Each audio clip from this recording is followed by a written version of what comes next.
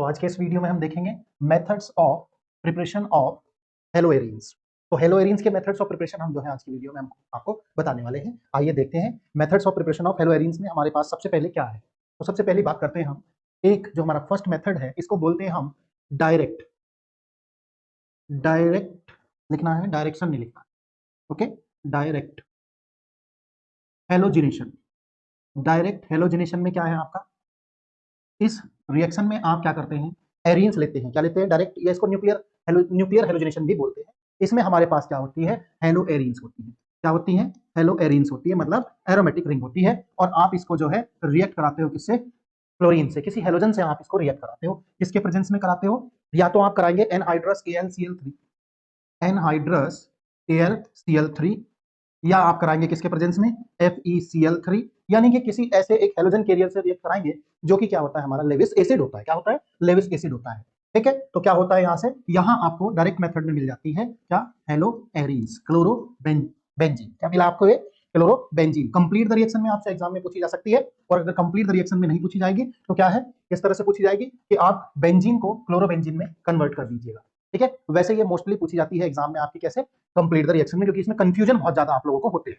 तो चलिए दूसरा आपको दिखा देते हैं कि क्या हम इससे ब्रोमोबेंजीन भी बना सकते हैं। जी बिल्कुल बना सकते हैं। अगर आप फिर से बेंजीन को रिएक्ट कराओगे और इस बार हेलोजन जो रखोगे वो अपना कौन रखोगे? Br2 रखेंगे। किसके प्रेजेंस में रखेंगे? यही लेंगे एनहाइड्रस AlCl3 या एनहाइड्रस FeCl3, इसी के प्रेजेंस में आप इसको रिएक्ट कराते हैं तो आपको क्या मिल जाएगी? यहां पर मिलेगी ब्रोमोबेंजीन, सॉरी क्लोरो तो हम ऊपर बना चुके, ये बनेगी आपकी ब्रोमोबेंजीन। क्या बना ये आपका? ब्रोमोबेंजीन। तो ये था हमारा क्या, न्यूक्लियर हेलोजिनेशन और डायरेक्ट हेलोजिनेशन, जिससे आप बेंजीन को हेलो एरीन्स में बदल सकते हैं। मैं समझता हूं आप इसमें समझ गए होंगे। और ध्यान देने वाली बात ये है कि ये आपका क्या है, ये प्रेजेंस इसका लेना है। जी, इसमें क्वेश्चन पूछा जाता है आपसे एग्जाम में क्या, कि जी FeCl3 जो लेते हैं एनहाइड्रस, इसका क्या रोल है? तो ये एक कैटलिस्ट का वर्क करता है। किसका वर्क करता है? ये हमारा एक कैटलिस्ट का वर्क करता है। देखिएगा किस तरह से कैटलिस्ट का वर्क करता है। जो आपने हेलोजन लिया है Cl2 या Br2, उससे ये रिएक्ट करता है और रिएक्ट करके बनाता है FeCl4 नेगेटिव और Cl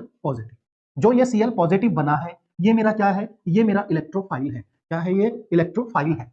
अब इलेक्ट्रोफाइल है तो क्या करेगा, देखिए ध्यान से, जो आपकी बेंजीन है, जो हमारी कौन है? बेंजीन है, जब ये उसके पास प्लस चार्ज से जाता है तो उससे रिक्वेस्ट करता है कि भाई साहब हमें अपना ये वाला बॉन्ड दे दीजिए, क्योंकि हमें पूरे के पूरे एक पेयर की जरूरत है। बेंजीन ने इसको अपना जो है ये इलेक्ट्रॉन दे दिया, लेकिन जब बेंजीन ने इसको इलेक्ट्रॉन दिया तो यहाँ आके ये Cl इससे लग गया। अब ये बॉन्ड तो ट्रांसफर हो चुका आपका Cl के लिए, H यहाँ पहले से होता ही हम जानते हैं, यहाँ आपका बॉन्ड लगा हुआ है। अब जो प्लस चार्ज था, वो प्लस चार्ज क्लोरीन से कहां शिफ्ट हो चुका है? वो बेंजीन पर हमारा शिफ्ट हो चुका है। क्लोरीन ने अपना ट्रांसफर किसको कर दिया? इसको। अब क्या हुआ, देखिए ध्यान से, अब ये इधर शिफ्ट होगा तो इसमें रेजोनेंस स्ट्रक्चर बननी स्टार्ट हो जाए। क्लियर? देखते चलिएगा, हम रेजोनेंस हाइब्रिड बनाएंगे। बॉन्ड यहां शिफ्ट हो गया, प्लस चार्ज यहां पर आ गया, और Cl और H आपके एज इट इज रहे जैसे थे। नेक्स्ट रिएक्शन की बात करते हैं। नेक्स्ट रिएक्शन में क्या होगा, ये बॉन्ड आपका यहां शिफ्ट, चलिए इसको इधर शिफ्ट कर देते हैं, और शिफ्ट करने के बाद आपका देखिए क्या हुआ जी, ये रहा आपका क्लियर। अब कहां पर चार्ज हो गया? प्लस यहां पर। अब क्या होगा, ध्यान से देखिएगा, ये प्रोटॉन क्या होगा, रिलीज होगा आपका यहां से H प्लस में, और बॉन्ड कहां जाएगा? Benzene ring.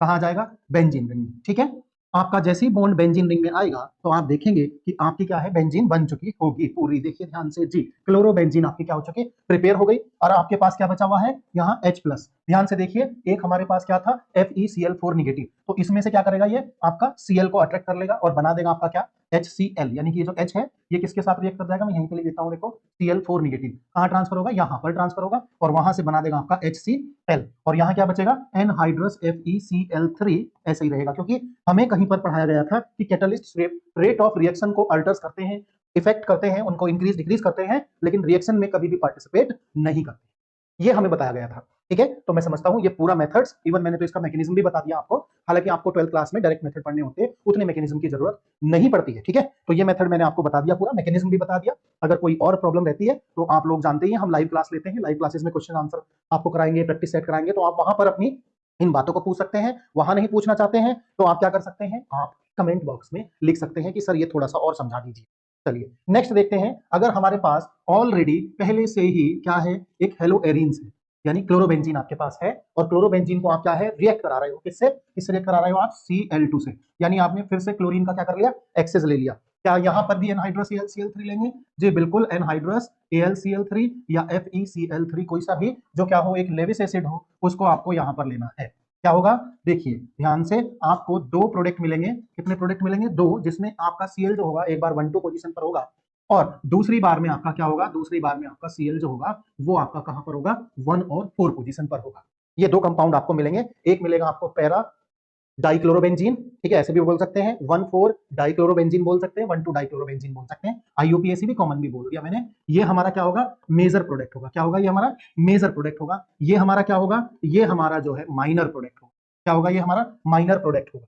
आप ध्यान रखिएगा क्योंकि पैरा वाली जितनी भी मोस्टली स्ट्रक्चर है they are easily fit in their crystal letters, तो वो क्या है फॉर्मेशन में हमेशा ज्यादा होती है। देखिए जो भी इजिली अपने क्रिस्टल लेटर्स में फिट हो जाती है स्ट्रक्चर्स, और एक जो फिट देर से हो रही है या ज्यादा स्पेस ले रही है, तो ऑब्वियसली उनका फॉर्मेशन क्या हो जाएगा, कम हो जाएगा। मैं समझता हूं ये बात आपको क्लियर हो गई होगी कि अगर हम क्या करेंगे इसको एक्सिस में लेंगे तो। इसके बाद आता है आपका इलेक्ट्रोफिलिक सब्स्टिट्यूशन, मतलब पढ़ तो ये भी हम इलेक्ट्रोफिलिक सब्स्टिट्यूशन ही रहे हैं। अगर क्लोरीन ना हो, क्या हो, क्लोरीन के प्लेस पर क्या हो, टोल्यूइन। क्या हो आपका, टोल्यूइन। ठीक, क्लियर। तो हम क्या टोल्यूइन जब लेंगे तो इसमें किसका प्रेजेंस लेंगे, एनहाइड्रस AlCl3 का प्रेजेंस लेंगे, ठीक है, या कोई और प्रेजेंस लेंगे। यहां आप Fe डार्क भी लिख लीजिए। क्या करिए, Fe और डार्क लिख लीजिए। क्या सर एनहाइड्रस AlCl3 नहीं ले सकते? क्यों? चलिए आपको मैं देता हूं चांस, थोड़ा सोचिए जी। Fe डार्क लिखवाना मेरे लिए जरूरी है। ध्यान रखिएगा कि Fe और एनहाइड्रस FeCl3 इसमें कोई आपको ज्यादा बड़ी दिक्कत नहीं है। ध्यान रखना, ये भी ले सकते हैं, ऐसी बात नहीं है।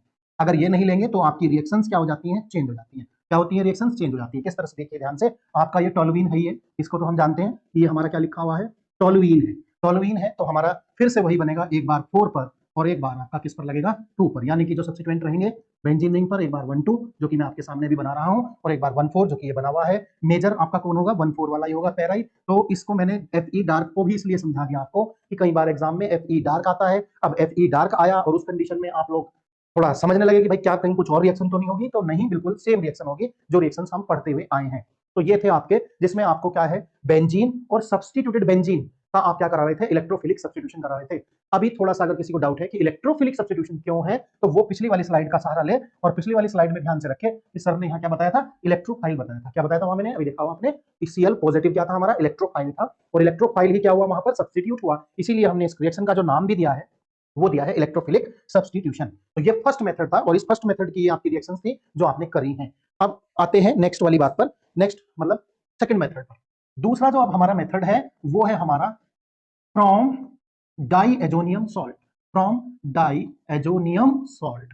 तो आप जैसा कि जानते हैं कि डाइएजोनियम सॉल्ट क्या होते हैं हमारे, मैं यहां बना के दिखा देता हूं आपको कि बेंजीन रिंग लीजिए, और बेंजीन रिंग पर क्या करना है बच्चों, N2Cl पॉजिटिव निगेटिव लगाइए, इसको हम बोलते हैं डाइएजोनियम सॉल्ट। क्या बोलते हैं इसको, डाइएजोनियम सॉल्ट। इस डाइएजोनियम सॉल्ट को हम कैसे प्रिपेयर करते हैं, थोड़ी सी उस पर बात कर लेते हैं। आप क्या करिए, डाइएजोनियम सॉल्ट लीजिए, और डाइएजोनियम सॉल्ट को जो है बनाने के लिए क्या करिए, सबसे पहले लीजिए आप एनिलीन। क्या लीजिए, एनिलीन, ठीक है, प्लस इसको रिएक्ट कराइए किससे, NaNO2 से। किससे रिएक्ट कराइए इसको, NaNO2 से, समझ गए, NaNO2 से, और किससे करा दीजिए, HCl से। देखो मैं बता देता हूं आपको क्या होगा, यहां से थोड़ा ध्यान से आप सुन लीजिएगा। जब आपने यहाँ 2HCl लिया है तो आपका Na और Cl ये दोनों रिएक्ट करते हैं और किस फॉर्म में निकल जाते हैं आपके, NaCl में। ठीक, यहां से ये दोनों हाइड्रोजन रिमूव होते हैं, ठीक, हट जाते हैं, और ये दोनों हाइड्रोजन इससे मिलते हैं, 4 हाइड्रोजन और 2 ऑक्सीजन मिलकर बनाते हैं 2 वाटर मॉलिक्यूल। ये डायरेक्ट मेथड को मेरी अपनी ट्रिक है समझाने की थोड़ी सी, ठीक है, तो इसमें आप ज्यादा वो ना सोचे कि हट जाते हैं ऐसे कैसे, डायरेक्ट वैसे मैकेनिज्म एरो से नहीं, मैं इसको बता रहा हूं डायरेक्ट मेथड से। तो देखो 2 हाइड्रोजन ही है, 2 हाइड्रोजन ही है, 4 हाइड्रोजन हुए, 2 ऑक्सीजन मिल गया 2H2। अब यहां से क्या बचा आपके पास, सिर्फ नाइट्रोजन, और क्या बचा, ठीक है, क्लोरीन, क्योंकि एक क्लोरीन ही तो गया नहीं सोडियम के साथ, 2 क्लोरीन तो गई नहीं, तो आपका बचा भैया नाइट्रोजन, और एक पहले से ही था, इसने मिलकर बनाया आपका डाइएजोनियम सॉल्ट।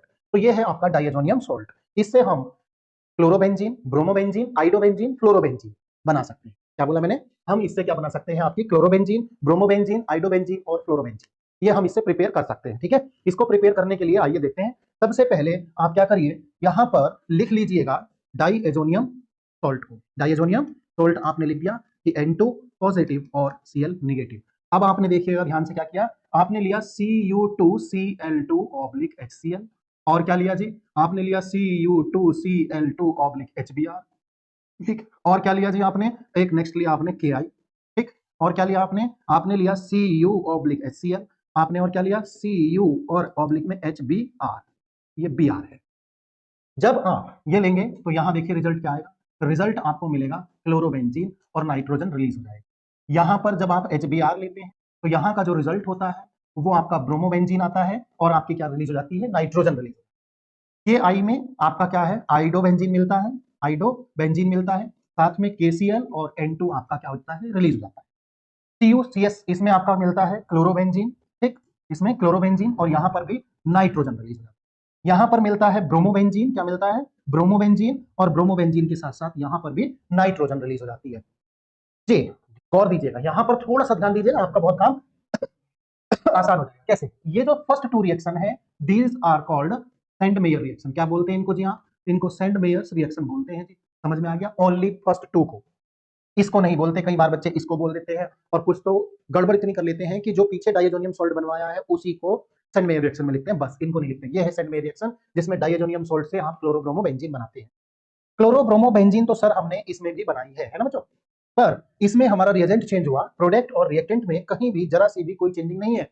तो फिर ये क्या है, क्या ये भी कोई रिएक्शन है? यस, ये आपकी है गार्टरमान रिएक्शन। कौन सी है ये? आपकी गार्टरमान रिएक्शन है। ध्यान रखिएगा, सिर्फ और सिर्फ रिएजेंट चेंज है, सिर्फ और सिर्फ रिएजेंट चेंज है और कुछ भी चेंज नहीं है। ओके, समझ में आ गया होगा, मैं समझता हूं ये बात भी आपको।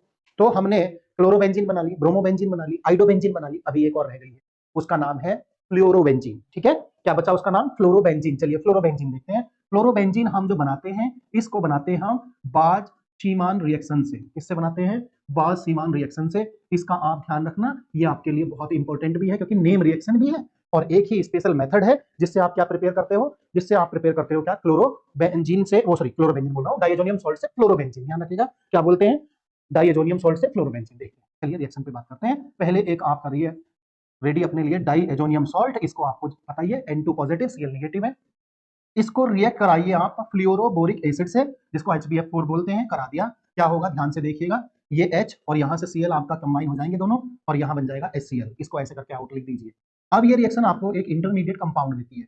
क्या देती है? एक इंटरमीडिएट कंपाउंड जिसमें आपका N2 H तो हट चुका है और BF4 जो है बनता है। क्या है? एक हमारा इंटरमीडिएट कंपाउंड है।